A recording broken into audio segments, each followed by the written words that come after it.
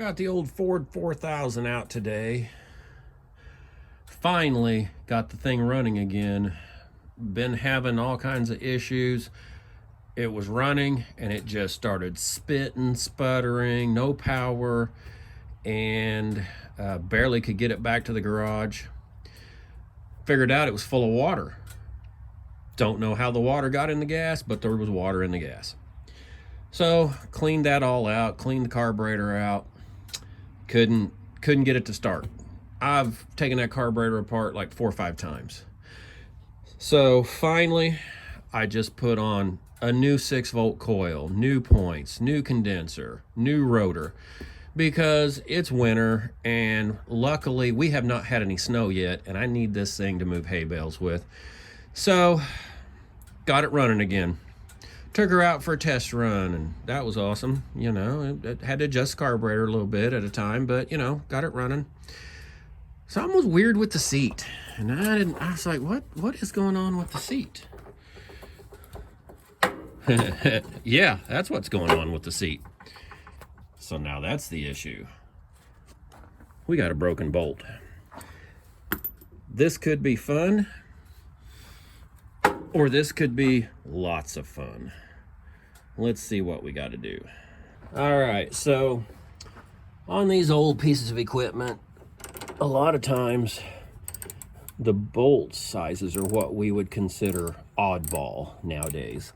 This one is 11/16 nut, which was, you know, common on a lot of this stuff back then. So we get this bolt out and we get this seat lifted off of here, and then we will see what our day is going to be like for the next hour or so. Keep your fingers crossed. All right, so, yep, broken off, obviously.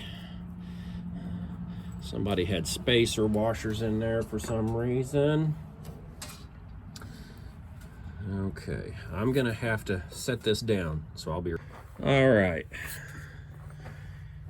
Time for a trick an old timer taught me years ago when I was a kid.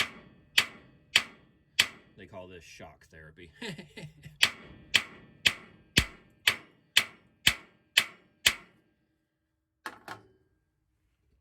Now, will we get lucky?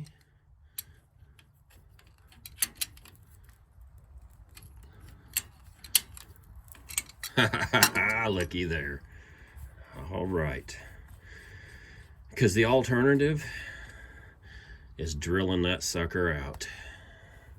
Now I just have to go get a couple of decent bolts and put it back on.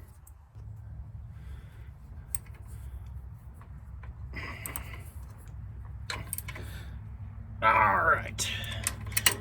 That should do that for now. Those of you that know are probably laughing right now. Those of you that don't, hey, whatever.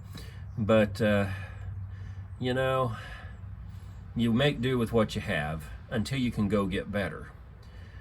And after there was a big cleanup out here at the farm, we don't have all of the fasteners and stuff we used to.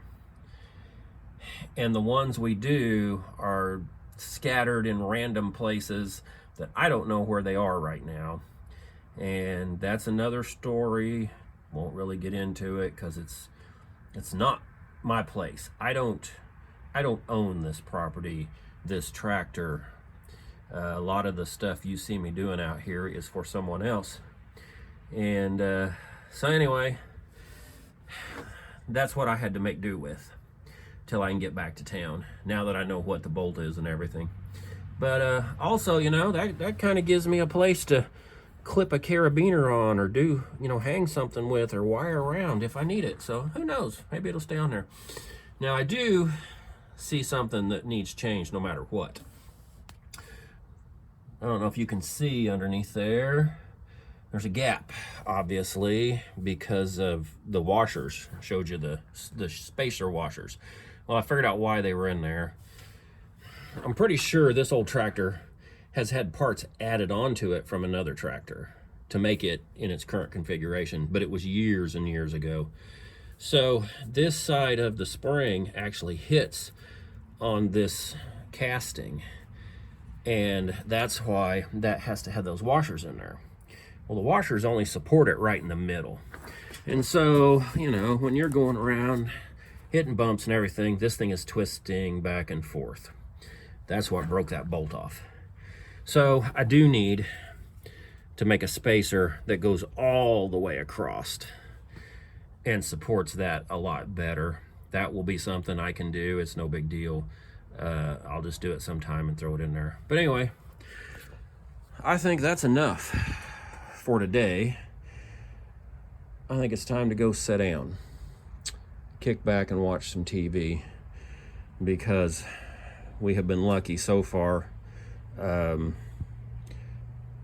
After I got the tractor running and took it out around the pasture, I found out that the old cherry tree dropped a big old limb on top of the barbed wire fence, breaking the top wire and squishing down the rest of the wires.